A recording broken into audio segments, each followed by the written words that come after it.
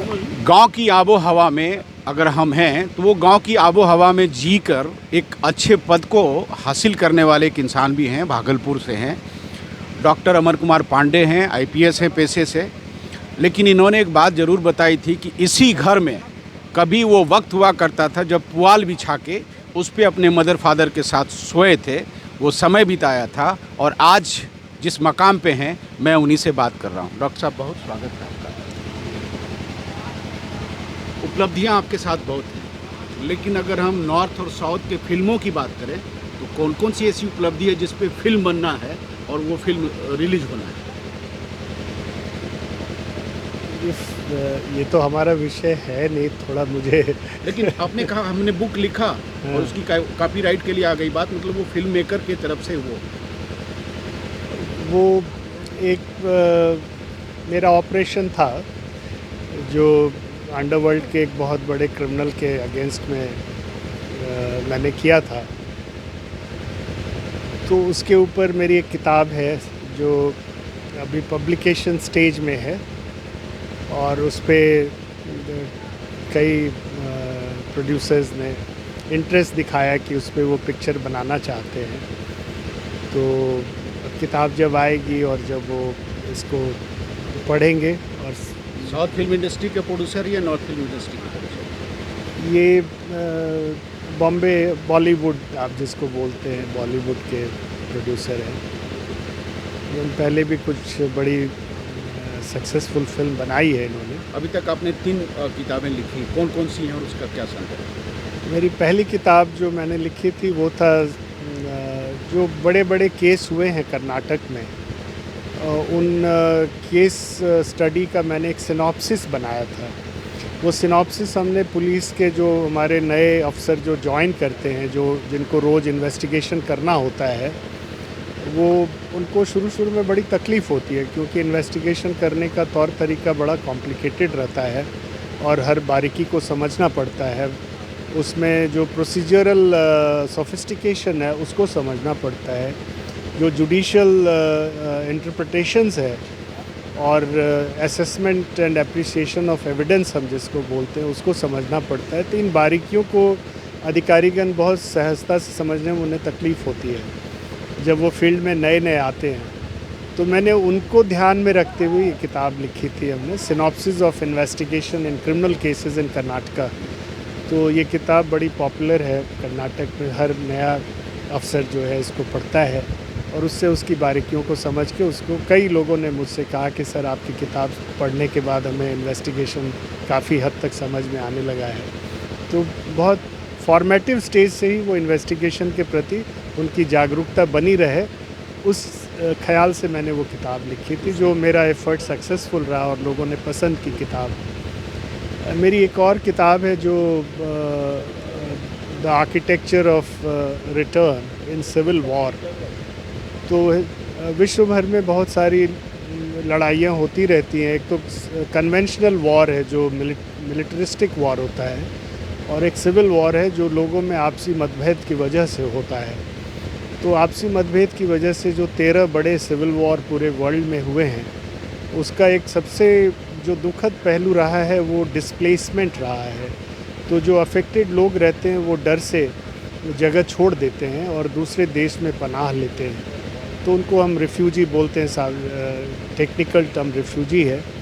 तो ये रिफ्यूजीज़ जब दूसरे देशों में जाते हैं तो जब पीस एग्रीमेंट होता है तो पीस एग्रीमेंट में एक टर्म रहता है कि जो डिस्प्लेस रिफ्यूजीज़ हैं इनको कैसे उनके परिवेश में वापस लाया जाए, जो एक बड़ा ही चैलेंजिंग टास्क रहता है।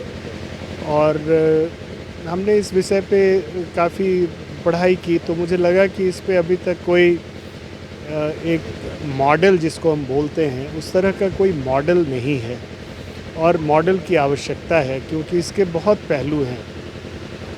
रिफ्यूजीज़ का रिटर्न करना अपने आप में विश्व के सामने आज की तारीख में सबसे बड़ा चैलेंज है। ये रिटर्न ऑफ रिफ्यूजीज़, जिस देश में लोग डिस्प्लेस होकर जाते हैं उस देश से फिर उनको वापस लाना एक बड़ा ही कठिन काम है। तो इस पूरी जो ये रिक्वायरमेंट है रिटर्न ऑफ रिफ्यूजीज़, इसके ऊपर मैंने एक मॉडल तैयार किया है। और यही मॉडल मैंने अपनी किताब के द्वारा इसको विश्व के सामने रखा है। और ये किताब भी थॉमसन राइटर जो पब्लिशर हैं उन्होंने पब्लिश की है 2020 में, 2020 में। और इस किताब के मार्फत से जो भी स्कॉलर्स हैं, जो विद्वान लोग इस फील्ड के हैं, उनके सामने मैंने अपनी बात रखी है, अपना मॉडल रखा है। और मैं भी इंतज़ार में हूँ उनके रिएक्शंस के। तो अभी तक तो रिएक्शंस नहीं आए, समय भी कम था, 1 साल कोविड में निकल गया। तो जब ज़्यादातर लोग पढ़ेंगे और इसमें सुझाव देंगे या इस मॉडल को वो और बेहतर बनाएंगे, तो इससे सबसे बड़ा फ़ायदा रिफ्यूजीज़ का होगा और उनको अपने इस परिवेश में वापस आने में इससे मदद मिलेगा। तो ये मेरा मुख्य उद्देश्य था इस किताब को लिखने का।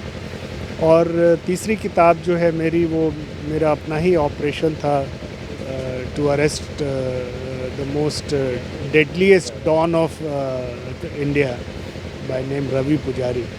तो रवि पुजारी का जो मेरा ऑपरेशन है, उसको मैंने किस तरह से उस ऑपरेशन को पूरा उस पर काम किया। मतलब शायद इसी पे फिल्में भी बन रही हैं। और फिल्म मेरे कैरेक्टर के ऊपर बनाएंगे और कैसे मैंने उसमें काम किया, कैसे बड़ा काम हुआ, उसको दर्शाने की कोशिश करेंगे, ऐसा मुझे बताया है उन्होंने। अब फिल्म में एक्चुअली क्या दिखाएंगे मुझे नहीं पता है। अच्छा, ये सारी बात तो हो गई सर उस फील्ड की। आज अब जब गांव आए हैं, बचपन भी आपका यहाँ बीता, इतने साल बाद हैं, जब आप रिटायर करने वाले हैं, तो क्या फीलिंग रही आपकी? मुझे तो लग रहा है कि मतलब मैं यहाँ से कहीं गया ही नहीं, ऐसा लग रहा है। ये मेरी अपनी जगह है, यहाँ हम पले बड़े, पूर्वजों की जगह है हमारे। घर का वो कोना में नरवा बिछा हुआ, वो कहानी क्या? ये बात 1975 की है, जब हम लोग बोकारो में रहते थे। पिताजी बोकारो में कार्यरत थे। तो माँ, पिताजी और मैं आया हुआ था यहाँ गांव। तो उस समय, अब बिजली वगैरह तो अभी आई है, उस समय तो और भी माहौल थोड़ा सा अलग सा ही था। तो इसी घर के कोने पे माँ पिताजी के साथ में भी नरवा बिछा के हम लोग सोए रात में यहाँ पे। यहीं पे जहाँ हम बैठे हैं, यहाँ हमारा गुहाल हुआ करता था, गाय थी। तो माँ ने यहीं पे खाना बनाया और 2-4 गांव के लोग भी आए तो उनको भी खिलाया, हम लोग भी खाए। और खाने के बाद यहीं घर में सोए नरवा पे। तो वो बड़ा ही मेमोरेबल क्षण था कि इतनी सादगी में हम लोग रहे और हर कुछ गांव में हर चीज़ नेचुरल लगती थी। और आज जब ये घर बन गया है, सब लोग आ रहे हैं, आप भी आज गुजार रहे हैं, बोले 30 साल बाद इस घर में आकर बैठे। 47 साल। 43 साल। तो 1975 या 2022 है। तो हालांकि सब भाइयों की इच्छा थी कि हम लोग गांव में फिर से घर को पुनर्जीवित करें। पुराना घर तो बहुत पुराना था, तो वो टूट गया था, छत वगैरह गिर रही थी। तो सब ने मिल के हम लोगों ने उसको हटाया और नई शुरुआत की। और सब ने मिल के हम लोगों ने। पुलिस विभाग में बड़े अधिकारी में, लेकिन आप ज़मीन के भी बड़े बड़े योद्धा भी हैं, उसके मालिक भी हैं। तो अब जो आने वाला समय है, उसमें ज़मीन का किस तरह से इस्तेमाल करेंगे? हमारे गांव की ज़मीन बहुत पवित्र ज़मीन है, बहुत उर्वरा ज़मीन है। और हमारे यहाँ जो है बिहार का सबसे फेमस कतरनी चावल और कतरनी चूड़ा हम लोग उपजाते हैं। तो आप जो सामने ये खेत देख रहे हैं, ये पूरा कतरनी खेत है, कतरनी क्षेत्र है, ये यहीं से होता है। और यहाँ का जर्दालू आम भी बड़ा फेमस है। तो ज़मीन से जुड़ने के बाद तो जो हमारा ट्रेडिशनल रहा है उपजाने का, वो तो हम करेंगे ही। साथ साथ एक उम्मीद है कि अब टेक्नोलॉजी की मदद से और नए नए जो आइडियाज़ हैं, जो यूनिवर्सिटीज़ में लोग इम्प्लीमेंट कर रहे हैं। हमारे यहाँ सब और बड़ा ही प्रतिष्ठित एग्रीकल्चर कॉलेज और अब तो यूनिवर्सिटी है। तो इनकी मदद से थोड़ा ज़मीन की उर्वरा और कैसे ज़्यादा हो, बढ़े। और इसी ज़मीन से हम लोग कैसे थोड़ा और अच्छे तरीके से खेती कर सकें। और आइडिया ये नहीं है कि इस ज़मीन से हमें कुछ लेना है।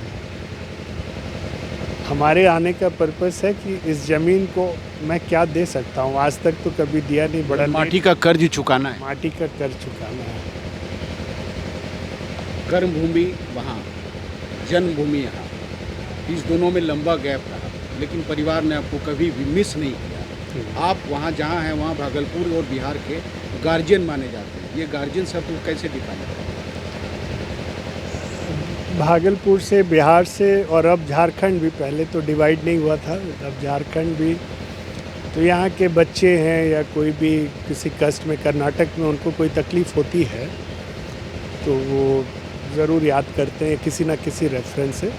तो मैं भी प्रयास करता हूँ कि उनकी मदद कर सकूँ। तो ज़्यादातर लोग तो उनकी तकलीफ़ें बहुत जेन्युइन रहती हैं और मैं कोशिश करता हूँ कि मुझसे जितनी शक्ति भगवान ने दी है तो उनको मैं मदद कर सकूँ। बिल्कुल, धन्यवाद सर। और पांडे सर की आंखें डबडबा जरूर गई हैं, वो इसलिए कि माटी का कर्ज इनको चुकाना है, ये फ़र्ज उनको निभाना है।